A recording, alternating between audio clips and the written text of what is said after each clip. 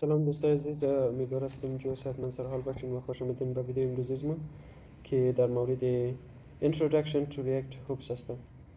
خب امروز ما میخوایم در مورد React Hooks معلومات بدیم بخششون که هوکس در کل مثلا یک فانکشن میگن و هر فانکشنی که مثلا اولش با یوز استفاده میشه، یعنی اول کلمه یوز میه باز او که است به حیث هوک استفاده میشه و در داخل هوکس که است فانکشن استفاده میشه، در داخل هوکس که است کارهای مختلفی صورت میگیره تا بتونه که زیادتر سرعت ریاکت را زیادتر کنه. React hooks are special functions that let you use state and life cycle features inside functional components, making React code simpler, reusable and more powerful.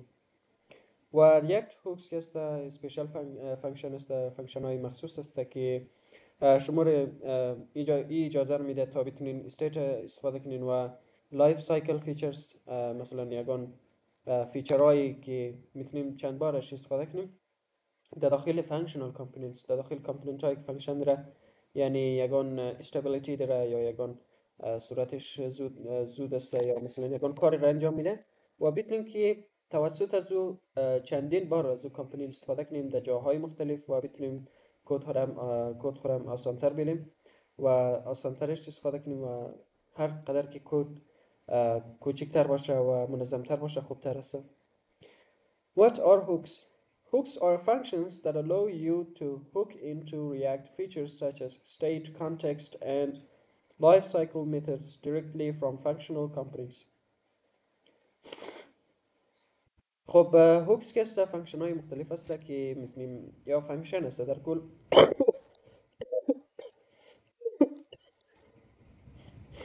خب هوکس که است در کل یک فانکشن های است که میتونه مور اجازه بده، یعنی یوزر اجازه بده تا بتونه از فیچرز های ریاکت، از فیچر های ریاکت استفاده کنه، مثلا استیت، کانتکست و لایف سایکل میتدز.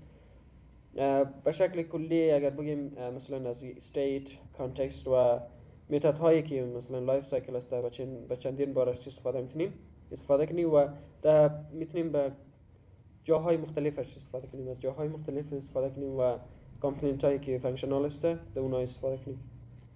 Purpose: they eliminate the need for class components when imagining state or side effects.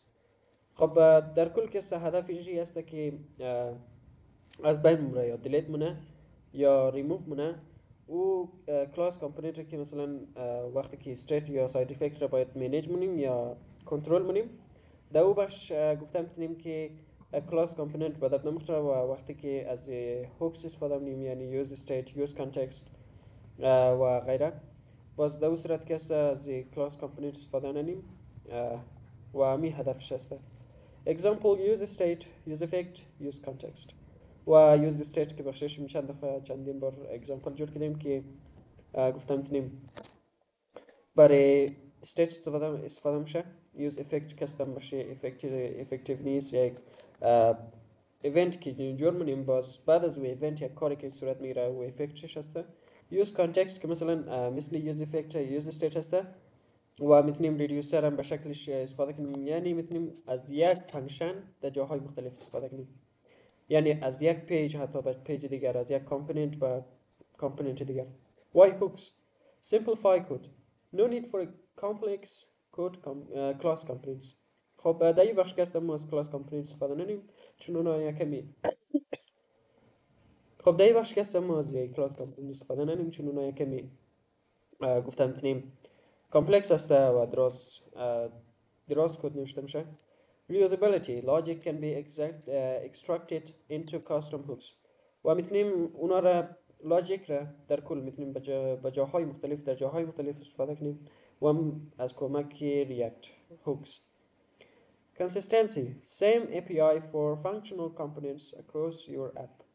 و همچنان گفتم میتونیم API شم که است در مو بخش مثلا امو معلومات ها و امو گیرنده یا گفتم میتونیم پروسیس گرفتن یگان چیزی یگان معلوماتی از یک کامپوننت به کامپوننت دیگر در داخل اپلیکیشن چیم یا وبسایت چیم.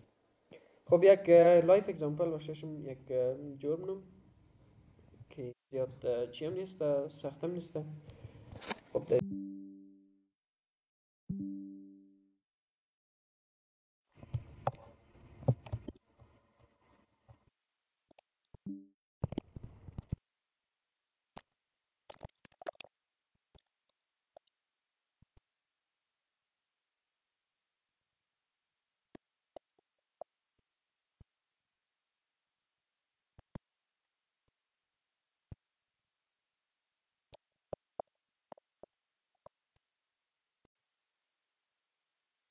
خب دوستا کد رن شد. بین چک کنیم.